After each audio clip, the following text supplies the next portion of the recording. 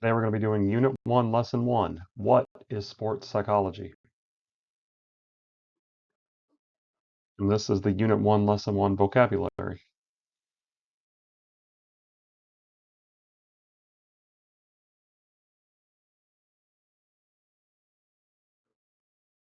After this presentation, we all should be able to describe what sports and exercise psychology is, understand what sport and exercise psychology is, and know what training is required of a sport and exercise psychologist. Sports and exercise psychologists identify principles and guidelines that professionals can use to help adults and children participate in and benefit from sport and exercise activities. They do this through 3 steps. Step 1 is gaining knowledge.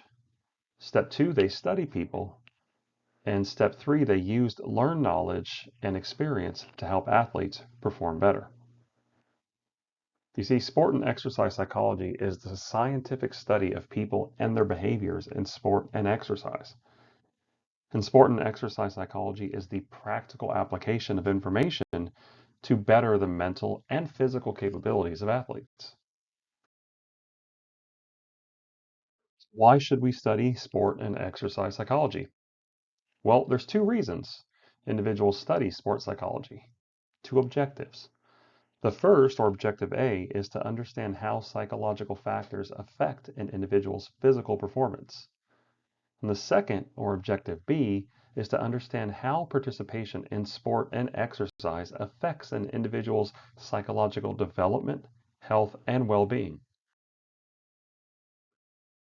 Looking at the first reason, or objective A, to understand the effects of psychological factors on physical motor performance, they begin by asking questions like how does anxiety affect a basketball player's accuracy in free throw shooting?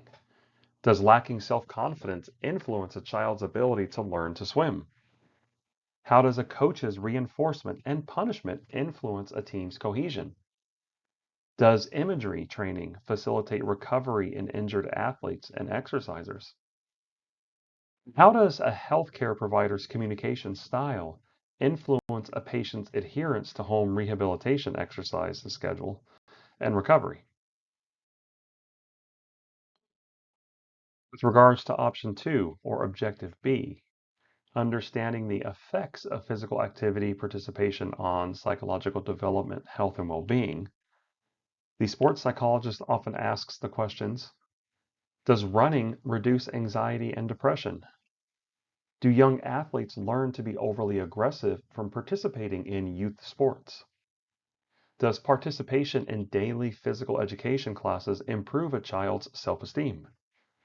Does participation in college athletics enhance personality development? And does physical therapy influence a wounded warrior's physical health, as well as help him or her create a more optimistic view of the future? Sports psychologists, in a practical sense, they can be found assisting elite athletes achieve peak performance. Think of Major League Baseball pitchers or NFL kickers and quarterbacks, NBA players, soccer goalies, and even Formula One drivers. They can also help youth sports and children in general by helping them achieve confidence through sport and exercise, which helps the child build self-esteem and can even help assist physically and mentally challenged individuals, not only to participate in sport and exercise themselves, but to also achieve confidence and continue to build self-esteem. Contemporary sport psychologists pursue varied careers, though they serve 3 primary roles in their professional activities: conducting research, teaching, and consulting. And the research role. This comes with advanced knowledge and research, and it's shared through journals and articles. You might study topics like what motivates youth to participate in sports, how exercise adherence, the psychology of athletic injuries and rehabilitation affect athletes, Or you might be researching the role of exercise in the treatment of HIV and other illnesses. And for the teaching role, you can teach high school and university courses either in psychology or exercise and sports science. High school elective courses like our class, sports psychology here at Chavez, undergraduate courses and lower level courses in psychology, kinesiology, sociology, exercise, and fitness. Or for those who choose to pursue graduate degrees, that would be like a master's or a doctorate in psychology. And sports psychologists in the coaching role. They work with athletes of all ages and abilities within the fitness industry and in sports medicine and physical therapy. Individual sports like golf and tennis, NASCAR and Formula One racing, and even gymnastics. And team sports like basketball, baseball, football, soccer, rugby, just to name a few. And they also work on the international level in international sporting events. Sports psychologists are brought in to be helpful aides to the athletes, to be mental coaches during the World Cup, during the Olympics, during the Pan American Games.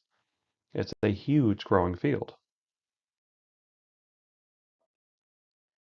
In contemporary sports psychology, a significant distinction exists between two types of specialties: clinical sports psychology and educational sports psychology.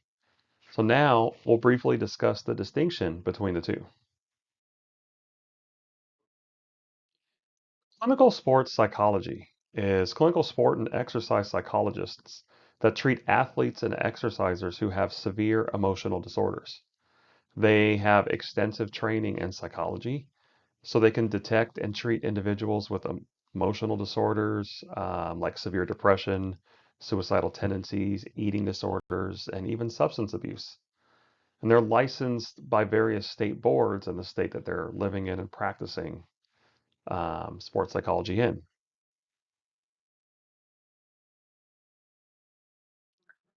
Educational sports psychologists specialists, on the other hand, are mental coaches who educate athletes and exercisers about psychological skills and their development.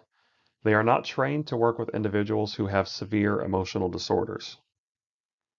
They have extensive training in sport and exercise science, in physical education, and kinesiology. So they understand the psychology of human movement. An educational sports psychology specialist, they function as a mental coach to educate athletes and exercisers through group and individual sessions to help with anxiety management, with load management, with confidence and confidence development, and even communication. Both clinical and educational sport and exercise psychology specialists must have thorough knowledge of both psychology and exercise and sport science.